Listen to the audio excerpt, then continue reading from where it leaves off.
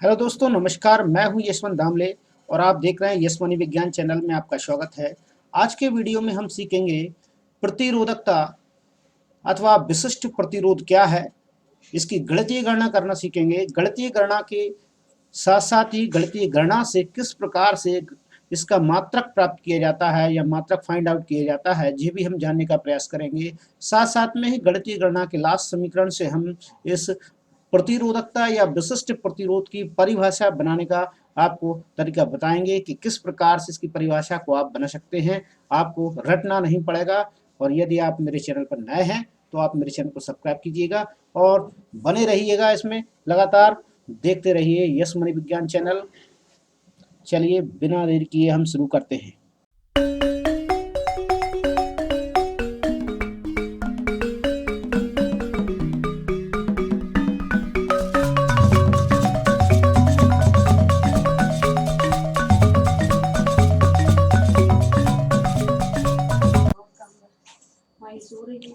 आज हम पढ़ेंगे प्रतिरोधकता अथवा विशिष्ट प्रतिरोध।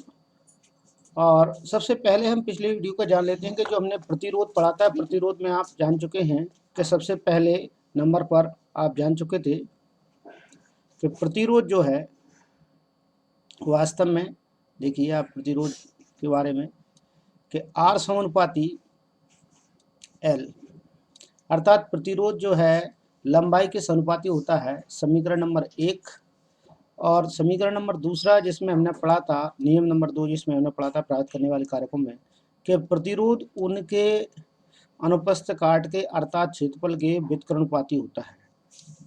1 है और यहाँ पर लिख दिया मैंने ए, अनुप्रस्थ काट के क्षेत्रफल के व्युत्क्रमानुपाती होता है। ये समीकरण 2।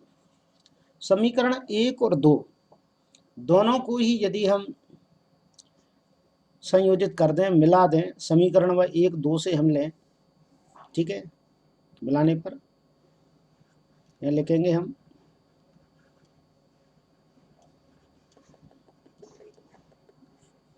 समीकरण 1 व 2 से, तो देखिए बनेगा यहाँ पर R समानुपाती L व्युत्क्रमानुपाती A। एक नया समीकरण हमारे पास में आता है। ठीक, अब यहाँ समानुपाती का स्थिरांक ये हटाना है हमें, तो यहाँ पर रखेंगे R बराबर एक, यहाँ स्थिरांक रखा जाता है वो मैंने रख दिया है, जिसे बोलते हैं रो बटे एल। यहाँ पर ये रो शब्द है, इसे रो बोला जाता है, RH रो।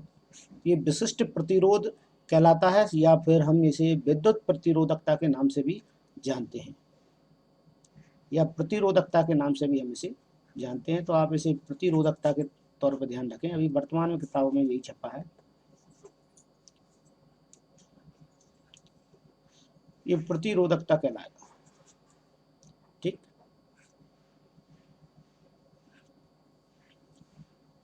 अब हम इसका परिभाषा देखेंगे, किस प्रकार से विशिष्ट प्रतिरोध या प्रतिरोधकता की परिभाषा बनती है वो हम देख लेते हैं। यहाँ सबसे पहले देखेंगे हमें प्रतिरोधकता का मान ज्ञात करना है। ये है रो, इसका मान ज्ञात करना है हमें, तो ये हम यहीं रहने दें। तो आप इसे इस प्रकार से भी लिख सकते हैं, ए को पक्षांतर करके आर की तरफ लाएंगे और एल को उसके नीचे डाल देंगे। ठीक ना, एल को इसके नीचे डाल देंगे अर्थात अनुपात में डाल देंगे, तो ये हो जाएगा। नेक्स्ट में आप देख पाएंगे आर ए डिवाइड एल बराबर रो, यहाँ पर आ जाएगा। तो इसे हम ऐसे करके भी लिख सकते हैं, या रो बराबर आर ए एल, ऐसे करके भी हम इसे लिख सकते हैं। ठीक है,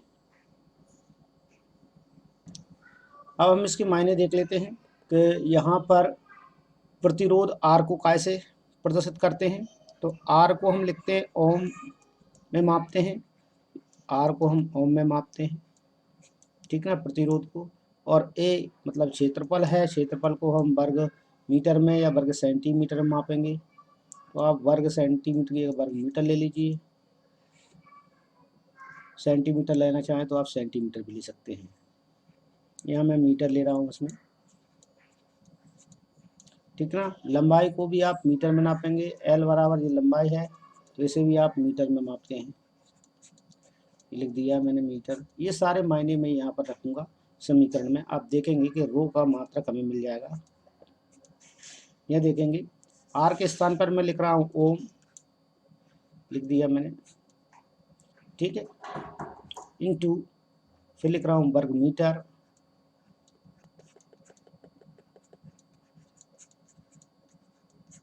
लिख दिया मैंने। वर्ग मीटर के बाद लंबाई के लिए एल के लिए मैं लिखूंगा मीटर, ये लिख दिया मैंने। तो यहाँ पर जो इकाई निकल कर आएगी उसकी देखिए, ये वर्ग मीटर से ये इसका मैं काट देता हूँ वर्ग मीटर को, और यहाँ पर बचेगा इसका ओम मीटर।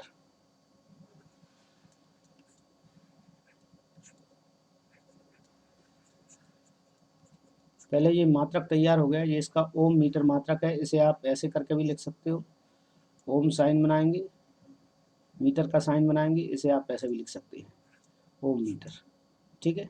तो रो का मात्रक हो जाएगा ओम मीटर, ये आपको ध्यान रखना है, और इसे आप इस प्रकार से लिख सकते हैं, ठीक है। आगे चलते हैं, हम इसको परिभाषित करने की कोशिश करेंगे, रो के प्रतिरोध या प्रतिरोधकता को हम परिभाषित करेंगे। तो आगे चलते हैं हम इसमें।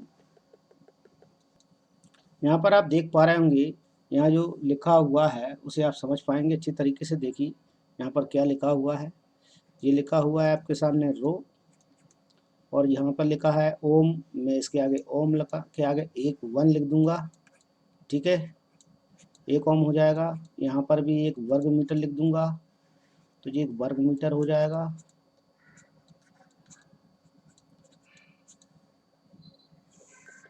और लंबाई है वहाँ भी मैं 1 मीटर लिख दूंगा।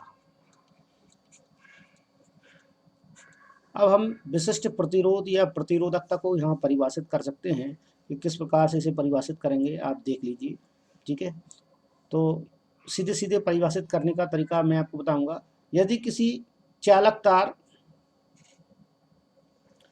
की लंबाई 1 मीटर हो, यहाँ से स्टार्ट करते हैं, किसी चालक तार की लंबाई 1 मीटर हो तथा उसकी अनुप्रस्थ काट का क्षेत्रफल 1 वर्ग मीटर हो, तो उसमें धारा, तो उसमें जो प्रतिरोध उत्पन्न होता है धारा के मार्ग में, जो भी प्रतिरोध उत्पन्न होता है वह यदि 1 ओम है तो उसे हम कहते हैं विशिष्ट प्रतिरोध। उसे हम क्या कहते हैं, विशिष्ट प्रतिरोध के नाम से जानते हैं। यहाँ पर विशिष्ट प्रतिरोध को परिभाषित करने के लिए मैं अभी आपको बता रहा था कि यदि किसी चालक तार की लंबाई, यहाँ मैं लिख देता हूँ परिभाषा भी,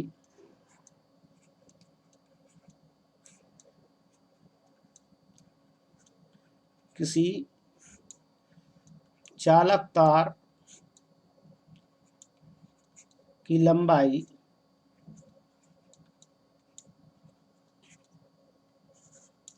1 मीटर है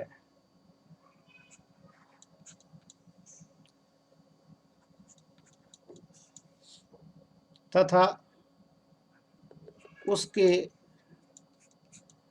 अनुप्रस्थ काट का क्षेत्रफल 1 वर्ग मीटर है, तो उसमें उत्पन्न प्रतिरोध का मान 1 ओम है, तब उत्पन्न प्रतिरोध विशिष्ट प्रतिरोध अथवा प्रतिरोधकता कहलाता है। प्रतिरोधकता कहलाता है, ये इसकी परिभाषा हो जाएगी। आपको समझ आ रहा होगा कि किसी चालक तार की लंबाई 1 मीटर है, ठीक, तथा उसकी अनुप्रस्थ काट का क्षेत्रफल 1 वर्ग मीटर है, यहाँ पर 1 वर्ग मीटर दिया गया है, ठीक ना, तथा उसमें उत्पन्न प्रतिरोध का मान यदि 1 ओम है, तो उत्पन्न प्रतिरोध विशिष्ट प्रतिरोध अथवा प्रतिरोधकता कहलाता है, ऐसा आप लिख देंगे। और ये इसका एसआई मात्रक मैं आपको पहले ही बता चुका हूँ कि इसका एसआई मात्रक क्या है, तो आप ये एसआई मात्रक भी इसका लिख देंगे, ठीक है। इस प्रकार से आपके ये विशिष्ट प्रतिरोध कंप्लीट हो जाएगा या प्रतिरोधकता कंप्लीट हो जाएगी, ठीक है। आगे चलते हैं, यह देख पाएंगे आप यहाँ पर रो अनुपातिक स्थिरांक के रूप में जाना गया है, जो मैंने बता चुका हूँ, जिसे चालक पदार्थ की विद्युत प्रतिरोधकता भी कहते हैं। और इसका एसआई मात्रक यहाँ पर ओम मीटर दिया है जो हम पढ़ चुके हैं। किसी पदार्थ का अभिलाक्षणिक गुणधर्म भी यही है। और धातुओं तथा मिश्र धातुओं का प्रतिरोधकता अत्यंत कम होती है। इसका परिसर बताया गया है, इसका परिसर आप विशेष रूप से नोट कर लें, 10⁻⁻8 ओम मीटर से 10⁻⁻6 ओम मीटर है। ये विद्युत की अच्छी चालक है। रबड़ तथा कांच के लिए इनमें विद्युत प्रतिरोधकता का मान 10⁻12 से 10⁻17 ओम प्रति मीटर की कोटि होती है। यहाँ पर ये बताया गया है। ठीक है, तो आप इस बात को अधिकतर तौर पे नोट कर लें। ठीक है, यहाँ दिया गया है, देखिए, मिश्र धातुओं का उच्च ताप पर शीघ्र ही उपचयन या दहन नहीं होता है। यही कारण है कि मिश्र धातुओं का उपयोग विद्युत इस्त्री, टोस्टर या अन्य विद्युत तापन युक्त युक्तियों में किया जाता है। विद्युत बल्बों के तंतुओं के निर्माण में एकमात्र टंगस्टन की उपयोग किया जाता है। ये पॉइंट आप नोट कर लें कि विद्युत बल्ब के तंतु का निर्माण टंगस्टन धातु से किया जाता है, जबकि कॉपर तथा एल्यूमिनियम का उपयोग विद्युत संचरण के लिए उपयोग में ली जाने वाले तार का निर्माण करने में किया जाता है। ठीक है ना, तो विद्युत संचरण के लिए कौन कौन से तारों का इस्तेमाल किया जाता है, कौन कौन से धातु के तारों का इस्तेमाल किया जाता है, वो आप नोट करेंगे। एल्यूमिनियम तथा तांबे का इस्तेमाल किया जाता है। और बल्ब के लिए आप यहाँ पर नोट करेंगे, जो मैं आपको बता चुका हूँ, टंगस्टन यहाँ पर नोट कर लेंगे आप। टंगस्टन के बारे में मैंने आपको बताया है।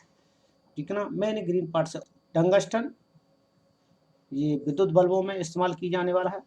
ठीक है, और ठीक है ना, ये टंगस्टन का इस्तेमाल किया जाने वाला है। मिश्र धातुओं का उपयोग विद्युत इस्त्री या टोस्टर या विद्युत तापन युक्त भट्टियों में उपयोग किया जाता है।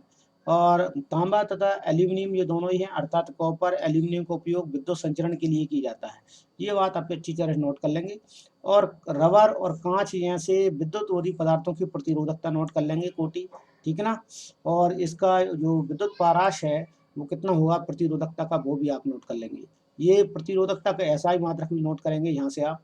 ये महत्वपूर्ण तथ्य हैं जो आप नोट करेंगे, जो कि 1 नंबर में आपके विकल्प में भी आ सकते हैं, तो आप इन्हें विशेष रूप से नोट कर लें।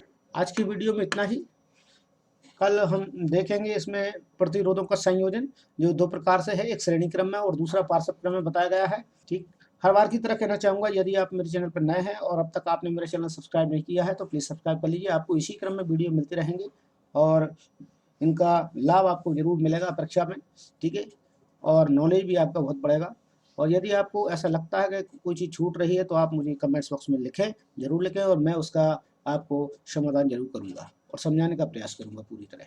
ठीक, कोई डिफिकल्ट लगती है, कोई क्वेश्चन का आंसर बड़ा लगता है तो भी आप मुझे कमेंट बॉक्स में लिख सकते हैं, जिससे मैं आपकी समस्या का समाधान कर सकूँ। Thank you for watching.